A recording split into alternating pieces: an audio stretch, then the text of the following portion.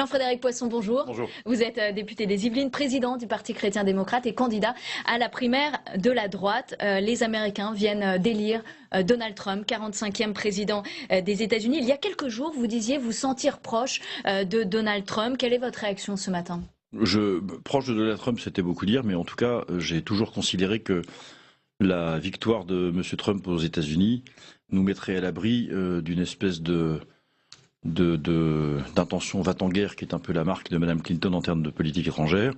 Toujours considéré que M. Trump avait l'intention de laisser les Européens se débrouiller avec leurs propres affaires et donc d'intervenir moins que Mme Clinton sur la scène internationale, ce qui est une excellente nouvelle pour nous. Maintenant, je vois que... C'est une chance pour l'Amérique et pour le monde? Pour l'Amérique, probablement. Enfin, pour le monde, en tout cas, c'est la marque d'une possibilité d'équilibre, comment dire, et d'une forme de contention des États-Unis dans leur propre espace qui est intéressante pour nous, en tout cas. Sur le fond, je pense que l'opposition des Américains à cette espèce de choix et de décision préfabriquée qu'on leur imposait sans cesse est extrêmement rafraîchissante. Il y a une forme de révolte de ceux qui sont déclassés ou abandonnés ou qui se sentent à l'écart, comment dire, de tout ce système politique auquel ils assistent comme spectateurs. Il y a une forme de révolte derrière ça aussi. Et puis, ma foi, la manière dont M. Trump est parti de très loin pour arriver au bout et franchir la ligne d'arrivée en tête, là aussi, ouvre des perspectives nouvelles pour beaucoup d'entre nous, en tout cas pour moi. Pour vous? Pour d'autres aussi? Bien sûr, oui, parce que, comme je le dis souvent, si La Fontaine avait suivi les sondages, il aurait fait gagner le lièvre et pas la tortue. C'est un rejet des élites, de l'establishment. Est-ce que ça peut arriver en France en 2017? Je pense qu'après le Brexit, la Pologne, l'Allemagne, la Hongrie, je ne sais pas, Syriza en Grèce, l'Espagne, partout dans les démocraties occidentales, il y a une volatilité électorale qui est due au fait que les peuples contestent la ligne politique qui leur est imposée, c'est celle de la domination du marché et de la déconnexion entre les élites et eux-mêmes. Et je crois qu'il est temps de donner leur place à des responsables politiques qui, comme moi, veulent réaffirmer une ligne qui soit dans l'intérêt des peuples et pas dans l'intérêt des systèmes ou l'intérêt des institutions qui seraient déconnectées de la population. C'est un candidat populiste, il pourrait, si on faisait un parallèle avec la France, être Marine Le Pen. Est-ce que vous pensez que ça ouvre des possibilités pour Marine Le Pen en 2017? Je ne crois pas. D'ailleurs, la question ne se pose à mon avis pas comme ça. Celui qui sera le plus attentif aux problèmes des Français sera en mesure de redresser notre pays. Et quand je propose, dans le projet qui est le mien, de remettre la famille au cœur des politiques publiques, de redonner de l'oxygène à tous les corps intermédiaires, aux familles, aux associations, aux entreprises, aux territoires, pour qu'ils puissent innover, agir et faire en sorte que l'État les protège. Quand je veux restaurer le service national obligatoire pour tous les jeunes, pour accélérer leur accès à l'autonomie, et un certain nombre d'autres choses, je suis dans cette réponse aux attentes des Français, et je pense que à partir du moment où on répond à leurs attentes, qu'on soit populiste ou pas, c'est pas la question. Populiste, c'est le mot qu'ont inventé les élites pour disqualifier ceux qui les critiquent. C'est pas autre chose que ça. C'est pas un candidat populiste, Donald Trump, pour vous? Mais encore une fois, le populisme est un adjectif inventé par ceux qui ne veulent pas qu'on les critique. Donc, M. Trump est peut-être un candidat populiste, mais il vient d'être élu par le peuple américain. Et il n'y a pas dans le peuple américain que des abrutis ou des gens qui ne comprennent rien à la politique. Respectons aussi cette liberté-là et considérons qu'il y a une volonté de la part des peuples à répondre à leurs attentes. Et quand je vois ce qui se passe pour le Brexit en Europe, ce qui se passe pour les États-Unis, je me dis, cette Europe-là dont je veux une refonte profonde, ces nations qui ont perdu leur souveraineté dans cette espèce d'ensemble anonyme que constitue l'Union européenne, tout ça doit être remis à plat. Et il me semble que l'occasion de cette élection de 2017 en France, et de la primaire d'abord dans 10 jours maintenant, est l'occasion de cette remise à plat. Vous parlez évidemment de votre programme, les sondages se trompent, on vient de le voir, mais vous êtes quand même très très bas dans ces sondages pour la primaire à droite. Oui. À qui ça pourrait profiter selon vous dans cette primaire? À moi, évidemment. À vous? À moi, évidemment. Uniquement à vous? Oui, parce que pour deux raisons. La première, c'est que je ne change pas de conviction tous les 4 matins sur les sujets importants. Vous faites référence à qui en disant cela? Mais à tous les autres qui, à un moment ou à un autre, ont changé de pied sur des sujets que je considère comme fondamentaux. Je pense à François Fillon sur l'Europe, par exemple, qui est souverainiste un jour et qui prépare puis vote le pacte de stabilité budgétaire quelques temps plus tard. Enfin, c'est un exemple parmi d'autres, mais à moi parce que je ne change pas de conviction et parce que c'était ce qui s'est passé lors du débat de la semaine dernière chez vos confrères des chaînes d'information autres. Il y avait 2 candidats, il n'y en avait pas 7. Il y avait d'un côté le gouvernement de Nicolas Sarkozy et d'un autre côté moi. Et on voit bien que toute cette équipe qui a échoué ensemble entre 2007 et 2012, qui vient nous expliquer aujourd'hui que c'est formidable et que aujourd'hui, enfin demain, on rasera gratis parce que regardez, on a des têtes nouvelles. Tout ça, ça ne marche pas. Vous avez peut-être un petit déficit médiatique aussi. Oui. Si toutefois vous ne parvenez pas à remporter cette primaire, à passer en tout cas le premier tour, est-ce que vous soutiendrez un candidat, l'un des deux, arrivé en tête? Écoutez, je le ferai éventuellement après les avoir sollicités pour savoir ce qu'ils comptent faire des points qui me semblent les plus importants dans le contexte de la France. De qui vous vous sentez le plus proche quand on voit les sondages, Alain Juppé, Nicolas Sarkozy en tête? Aucun des deux, pour vous, n'a personne. d'intérêt Et à vos encore yeux? une fois, cette proximité, elle sera éventuellement à construire le cas échéant entre les 2 tours. Nous verrons bien comment les choses se passent. Pour l'instant, je suis sur le premier tour et je défends mon projet. Je ne m'intéresse que peu à ceux de mes concurrents. Je voudrais qu'on y voit plus clair sur le soutien que vous pourriez apporter éventuellement aux gagnants de la primaire de la droite à la présidentielle. Vous êtes sûr de soutenir le candidat de la droite? Je suis sûr. Encore une fois, j'ai engagé ma parole et je respecte toujours ma parole et mes engagements. Donc le candidat de la droite aura votre voix? J'ai ma parole et je respecte toujours mes engagements. Pourtant, lors du deuxième débat, vous avez dit vous sentir plus proche des convictions de Marion Maréchal Le Pen que de celles de Nathalie Kosciusko-Morizet. Sur ce sujet, c'est vrai. Je l'ai déjà dit, je le répète. Je prends l'exemple particulier de la dépénalisation du cannabis. Madame Kosciusko-Morizet fait campagne pour dépénaliser le cannabis. Marion Maréchal Le Pen y est opposée. Et moi, je suis d'accord sur ce sujet avec Marion Maréchal Le Pen. Ça ne veut pas dire que nous soyons d'accord sur tout. Mais ça veut dire qu'en cas de duel LR-FN, vous ne choisissez pas forcément. Ça dépend du candidat LR, ça dépend du candidat FN. Madame Boucher, je viens pas pour parler, des accords futurs, etc. Oui, mais ça intéresse aussi les électeurs de la primaire. Oui, ça intéresse les électeurs de la primaire, à qui j'ai répondu déjà 25 fois sur ce sujet. Moi, ce qui m'intéresse... Oui, mais votre parole a aussi évolué. Non. Ce qui intéresse les Français, c'est de savoir comment on va pouvoir prendre en compte les cris d'alarme, d'alerte ou de détresse qu'ils envoient aux responsables politiques. C'est ça que j'essaye de faire dans la campagne. Et c'est pour ça, je le redis, j'essaye de voir comment on peut mettre en place un revenu universel pour répartir les richesses d'une nouvelle manière. J'essaye de replacer la politique familiale au centre des dispositifs publics parce que je pense qu'il y a là une façon de reconquérir la confiance de l'opinion et de ressouder le peuple français. J'essaye de voir comment on peut favoriser à l'école le sentiment d'appartenance dans la pédagogie et dans l'éducation, le sentiment d'appartenance à la communauté nationale. Ça, ce sont des choses qui intéressent les Français. Je voudrais quand même revenir sur un duel FN-PS. Qui choisissez-vous dans ce cas-là à la présidentielle? C'est ce que vous avez dit, ça veut dire quoi? Ça veut dire que vous votez pas pour le Parti Socialiste et que... pour le candidat FN? Je pourrais éventuellement voter pour un autre candidat si jamais ses convictions sont proches des miennes, ce qui n'est pas le cas. Ce qui n'est pas le cas, mais ça n'est pas le cas. Ça n'est pas le cas, ça n'est pas le cas de Marine Le Pen. Ça n'est pas le cas de Marine Le Pen. Donc vous ne pourriez pas voter Marine Le Pen à la présidentielle. Combien de fois il faut que je le dise? C'est pour être très clair, parce que vous avez parfois changé de pied sur cette question. Non, la presse aimerait bien que je change de pied, je n'ai pas changé. Vous dites je ne vote pas PS, ça ne veut pas dire que vous votez pour l'autre candidat, donc le FN. C'est pour être bien clair. Non, ça ne veut pas dire que je vote pour le FN, absolument. D'après votre entourage, vous seriez prêt à un rapprochement avec Nicolas Dupont-Aignan en vue des législatives. Est-ce que c'est vrai ou est-ce que c'est totalement faux? J'invite Madame Boucher, ce qu'on appelle les grandes radios périphériques, à vérifier les informations avant de les balancer comme ça, sur Internet. Donc il n'y a pas d'accord en préparation. Il y a entre Nicolas Dupont-Aignan et moi une proximité réelle sur des sujets très importants, comme par exemple sur la question de l'Union européenne et de ses réformes. Maintenant, nous ne serons pas adversaires au moment des législatives dans tous les endroits. Vous pourriez donc être allié dans certaines circonstances? Oui, on verra bien. Pour l'instant, je suis dans le premier tour de la primaire, pas dans les législatives. Mais je vous confirme mon amitié personnelle pour Nicolas Dupont-Aignan et ma proximité idéologique sur un certain nombre de sujets avec lui. Est-ce que le Parti chrétien-démocrate présentera des candidats partout pour les législatives? Partout, à chaque fois que ce sera possible, en tout cas, bien sûr, oui. Avec éventuellement un accord avec Nicolas Dupont-Aignan, de temps en temps, si possible. De temps en temps, c'est possible, oui, il ne faut pas l'exclure en tout cas. Aucun accord, en revanche, avec le Front National, même au cas par cas? Non. Non. Le Ciel a tourné le dos. Le Ciel, c'est un petit parti qui a tourné le dos au Front National. Vous avez déjà eu des échanges avec Robert Ménard. Est-ce que vous souhaitez œuvrer, alors pas forcément avec le FN, on l'a bien compris, mais à une recomposition des droites? Elle est indispensable.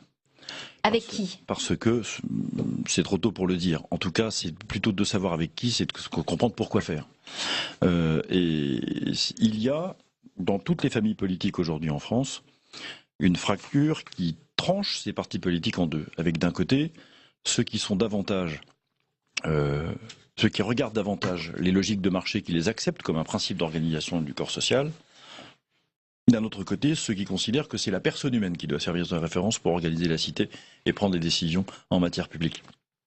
On voit parfaitement comment Emmanuel Macron incarne aussi une des deux ailes, libérale cette fois-ci, ou celle du marché, de cette fracture à gauche. On voit comment, entre les libéraux qui sont Messi concurrents à la primaire d'un côté et moi de l'autre côté, dans les familles de la droite et du centre, cette fracture se fait, et on voit comment au Front National, elle existe. Donc, ça veut dire que vous ne vous sentez pas forcément bien dans cette famille de la droite auquel vous participez à la primaire ? Parfaitement bien dans les familles politiques de la droite et du centre, le Parti chrétien-démocrate y est depuis l'origine. Voilà, nous portons une ligne politique qui est différente et qui aujourd'hui se différencie parce que les circonstances invitent à clarifier des choix philosophiques bien au-delà et bien plus que des choix simplement partisans ou d'étiquettes. Je pense que cette recomposition-là est en marche. J'y participerai, nous y participerons activement, bien entendu. Elle est un des enjeux des élections législatives de juin prochain. Mais pour l'instant, encore une fois, moi je reste sur cette primaire et je défends dans la primaire le principe de la primauté de la personne humaine et de l'attention à notre peuple. Parce que c'est, je crois, ce que les Français attendent.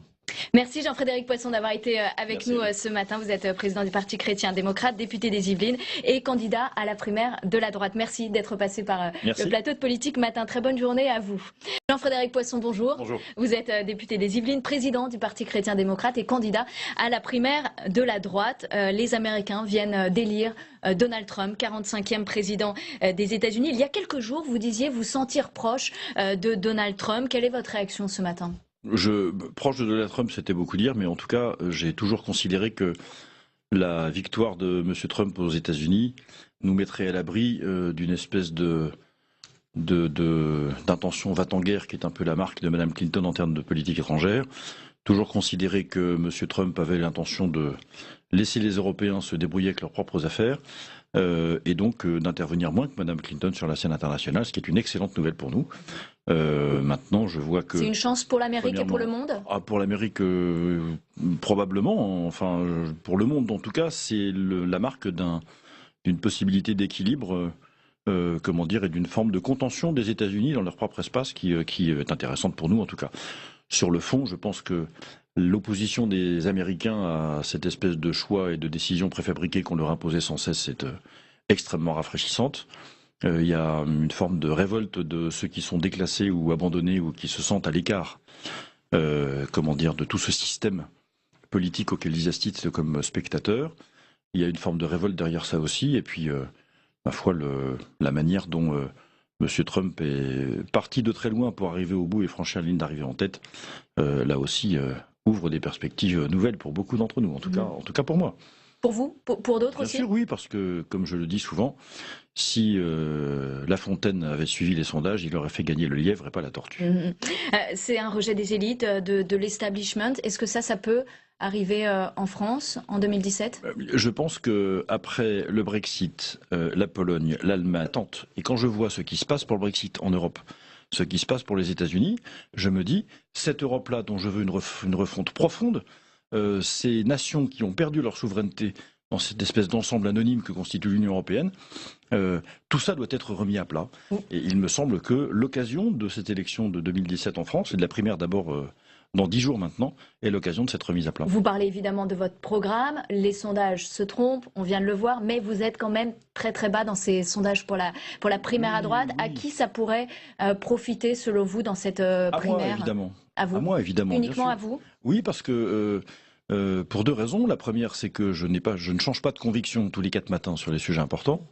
Vous faites référence à qui en disant cela ? Mais à tous les autres qui, à un moment ou à un autre, ont changé de pied sur des sujets que je considère comme fondamentaux. Je pense à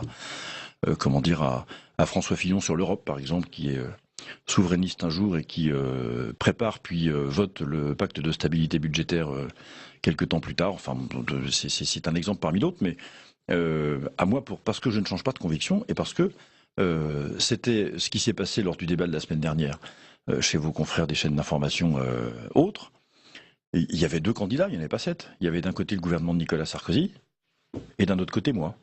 Et on voit bien que toute cette équipe qui a échoué ensemble entre 2007 et 2012, qui vient nous expliquer aujourd'hui que c'est formidable et que aujourd'hui, enfin demain, on rasera gratis parce que regardez, on a des têtes nouvelles.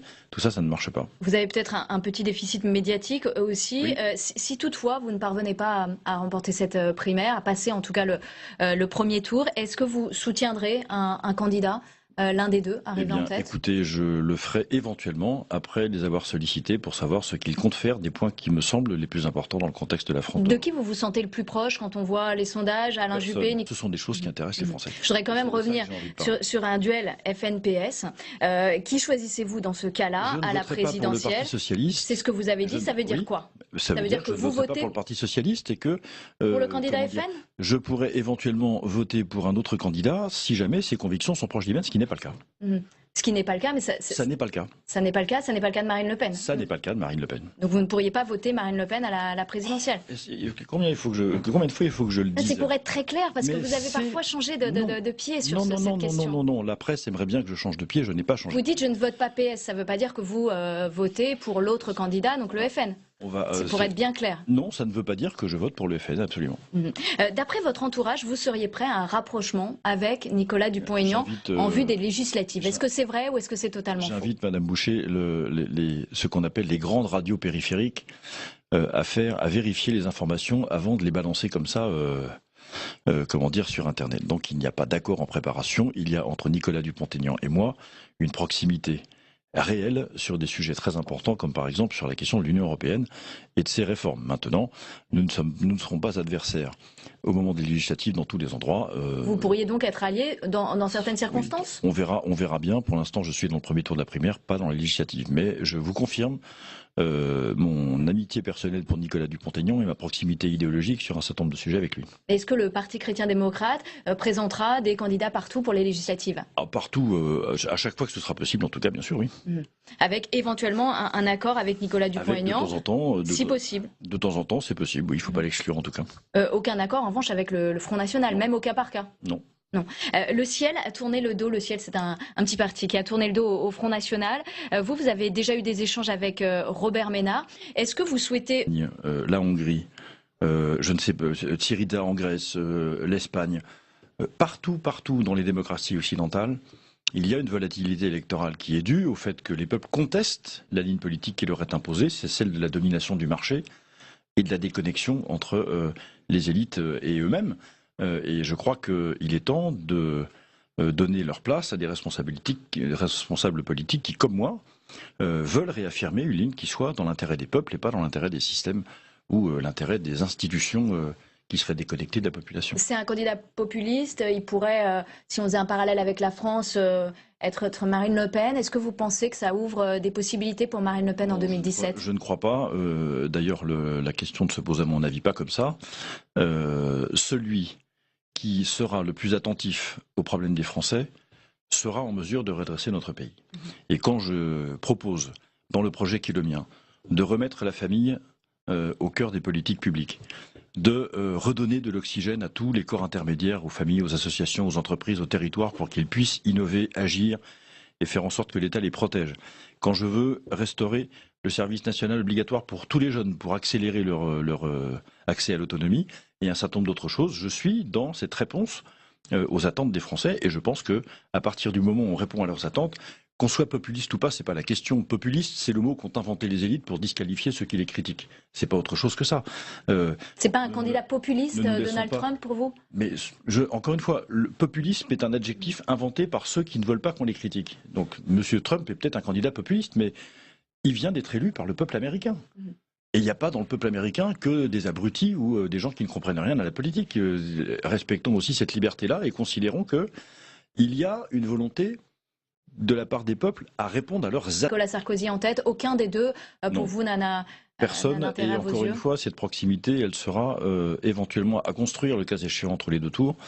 Nous verrons bien comment les choses se passent. Pour l'instant, je suis sur le premier tour et je défends mon projet, je ne m'intéresse que peu à ceux de mes concurrents. Je voudrais qu'on y voit plus clair sur le soutien que vous pourriez apporter éventuellement au gagnant de la primaire de la droite à la présidentielle.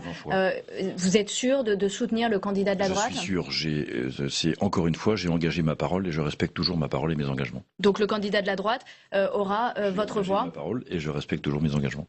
Pourtant, lors du deuxième débat, vous avez dit vous sentir plus proche des convictions de Marion Maréchal Le Pen que de celles de Nathalie Kosciusko-Morizet. Sur ce sujet, c'est vrai, je l'ai déjà dit, je le répète. Je prends l'exemple particulier de la dépénalisation du cannabis.